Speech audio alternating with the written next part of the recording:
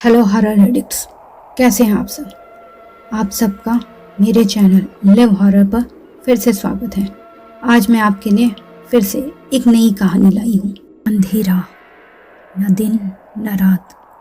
नीरज को लगा जैसे वह किसी गहरे अंतहीन कुएं में गिरता जा रहा है। कानों में सिर्फ दिल की तेज धड़कन की आवाज़ और किसी के भारी सांस लेने की आवाज़ गूंज रही थी। फिर अचानक से उसकी आंखें खुली तो वह ज़मीन पर पड़ा हुआ था।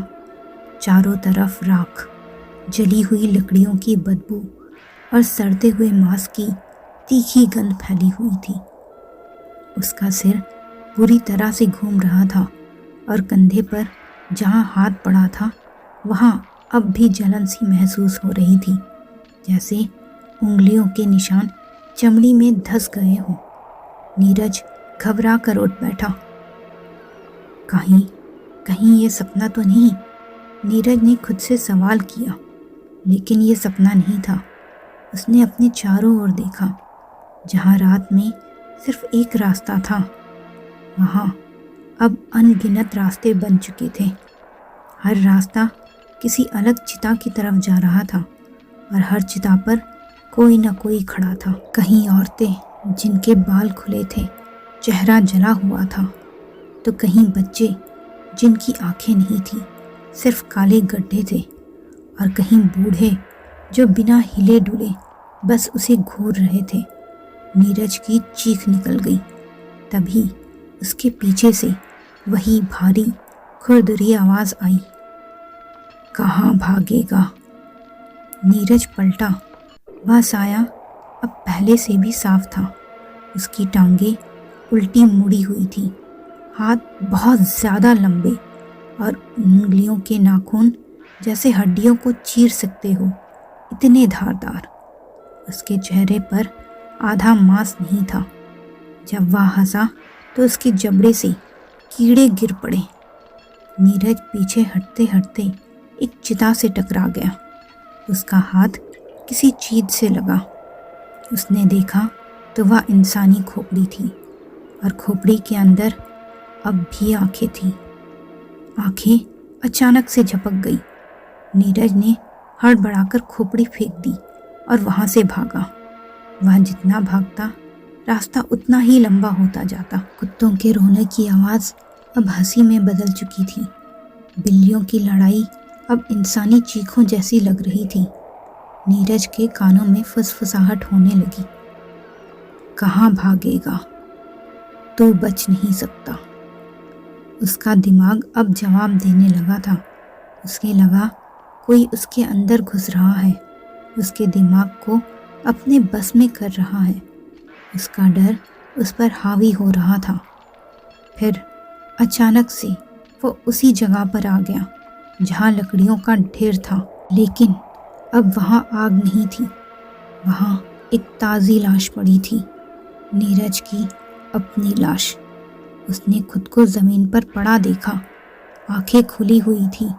उसकी चीख गले में फंसकर रह गई थी और कंधे पर वही काली उंगलियों के निशान।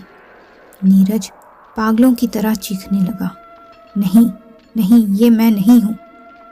तभी किसी ने उसके कान में फूंक मारी। नीरज ने घबराते हुए पलटकर देखा। वह साया उसके बिल्कुल पास खड़ा था। नीरज को लगा उसका सीना फट जाएगा। उसकी सांसें टूटने लगी थी। उसने आखिरी ताकत लगाकर आंखें बंद कर ली और तभी उसे शंख की आवाज़ सुनाई देने लगी।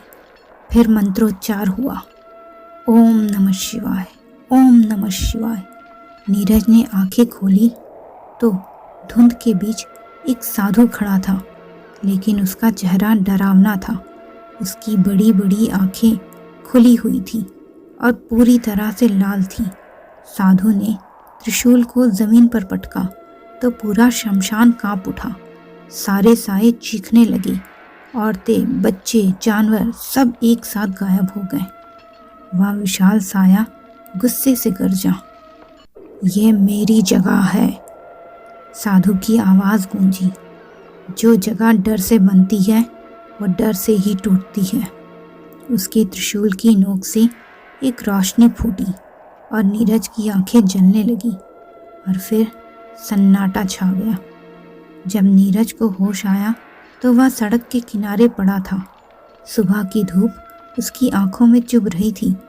पास कुछ लोग खड़े थे। अरे भाई, उठ गया यह तो, रात भर यहीं पड़ा था। लोगों की बातें सुनकर नीरज हड़बड़ाकर उठ बैठा। उसका पूरा शरीर दर्द में था। कंधा, उसने डरते हुए अपने कंधे को देखा। वहाँ अब भी 3 उंगलियों के निशान थे। नीरज घर लौट आया। सब कुछ सामान्य लग रहा था, लेकिन उस रात के बाद जब भी वह आईने में खुद को देखता तो उसे लगता आईने में खड़ा इंसान थोड़ा देर से हिलता है, थोड़ा देर से रिएक्ट करता है। और जब भी वह सोता उसे सपने में वही शमशान दिखता और कई रातों में उसे कंधे पर वही भारी हाथ महसूस होता। धीमी आवाज़ सुनाई देती, अब तो नहीं बच सकता। नीरज अब भी जिंदा है, लेकिन वह जान चुका है कुछ रास्ते चेकिंग से बचाने के लिए नहीं होते, कुछ रास्ते सीधे मौत के घर ले जाते हैं। तो मित्रों, कैसी लगी ये स्टोरी? अपनी राय कमेंट बॉक्स में ज़रूर दीजिएगा और ऐसे ही ढेर सारी हॉरर स्टोरीज़ के लिए मेरे चैनल लिव हॉरर को सब्सक्राइब करना बिल्कुल मत भूलिएगा। धन्यवाद।